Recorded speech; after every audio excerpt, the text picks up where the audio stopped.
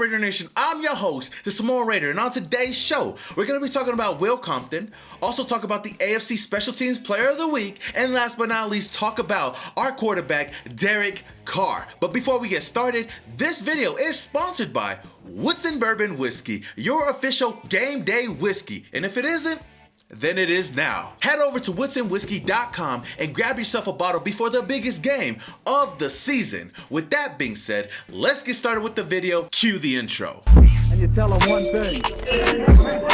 Just win, baby.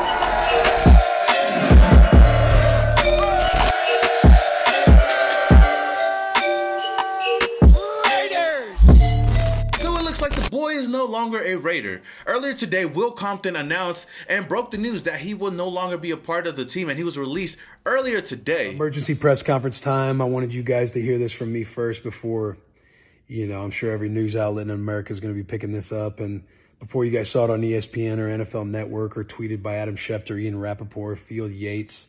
I wanted you guys to hear from me first, but the boy got released this morning, man. I got cut from the Raiders. There's no hard feelings, man. I've enjoyed my time. It's been like nostalgia coming back. I just wish I could have done more for the team, for the staff, for Raidernation. One of the best fan bases in the league, man.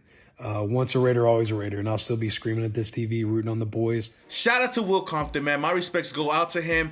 He definitely falls under that category of once a Raider, always a Raider. Even though he spent a short period of time, he showed a lot of love to the nation. And I wish nothing but the best for him on his future endeavors. But in some good news though, shout out to our kicker, the clutchest kicker with the ice and his legs, Daniel Carlson, for receiving the AFC Special Teams Player of the Week. This is his third award this season and his fifth in his career. Huge congratulations to one of the most clutchest and best kickers in the NFL. Heck, he should have definitely been a Pro Bowler, but you know what? That's besides the point. My dude came through in a huge game when we needed him to the most against the Indianapolis Colts last week, going 2 for 2 on extra points and 3 for 3 on field goals for a total of 11 points. So I seen a clip earlier today on Mark Spears saying that if Derek Carr wasn't the quarterback for the Raiders, we would not be here today or be in the position that we are today. If Derek Carr is not the quarterback of the Raiders, they not here. Right. And I'm not just talking about football. That's huge. If you think about the press conferences after the John Gruden thing, after the Henry Ruggs thing, if he is not their quarterback, this team is not there. And at first I was kind of like, I don't know, it's kind of true to a certain extent, but I know how good our defense has been these past couple of weeks, especially, bailing out our offense. Then he brought up the point that it was not just about football, but the fact that Derek Carr has been able to go out there and be a leader in front of the media and even behind the scenes. And through all the adversity, from John Gruden to Henry Ruggs to Damon Arnett, yada, yada, yada, I can honestly say that I agree with Mark Spears 100%. After every incident this year, Derek Carr has been able to come forward and still show love to his former teammate and coach instead of going out there and bashing him in front of the media. You hate the action. You hate it, but you love the person, and I love the person. I've grown to love him. I will always be someone, no matter who does what, I'm gonna love you, and if that's wrong, then I'm okay being wrong. I will always be here for him. That won't change, and I'll prove that over the course of time to him, not to anybody else. He needs people to love him right now. He's probably feeling a certain type of way about himself right now, and he needs to be loved. And if no one else will do it, I'll do it. Honestly, I don't know many other quarterbacks that could probably do the same, especially with everything that we've been through this season. Spears also brought up the fact that Derek Carr has been able to come up clutch these past 2 games. And for me, this last game in general really showed me that Derek Carr still has it in him. I mean, he made a beautiful move, when the game was on the line, when this whole season was on the line. Derek Carr was able to sidestep Darius Leonard, who is a Pro Bowler, and make a play downfield to Hunter Renfrow that eventually helped us win the game. If that doesn't show you how much Derek Carr wants it, then I don't know what will. You got to give him his flowers here, man, dude. Like, that play to Hunter Renfrow, you got Derek Carr staring down the barrel at the Colts' best player, all everything, rangy. He loops on a stunt, and he sidesteps him, and he delivers. So Derek Carr deserves a lot of credit. I know Derek Carr has not been perfect this year, and I've criticized him many times on that, and rightfully so.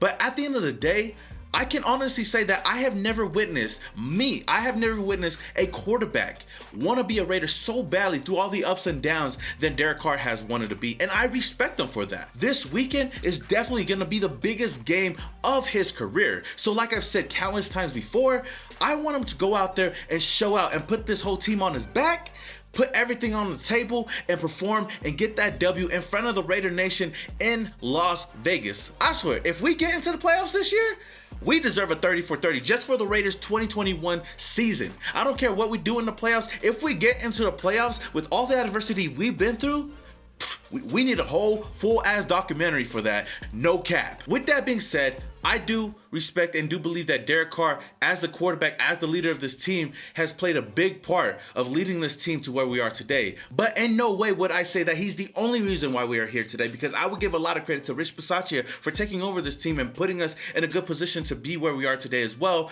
as freaking Greg Olsen and Gus Bradley on the offense and defense side of the ball.